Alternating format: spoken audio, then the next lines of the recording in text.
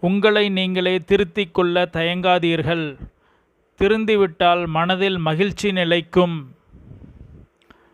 Pint bye Bharathiyar. Thank you.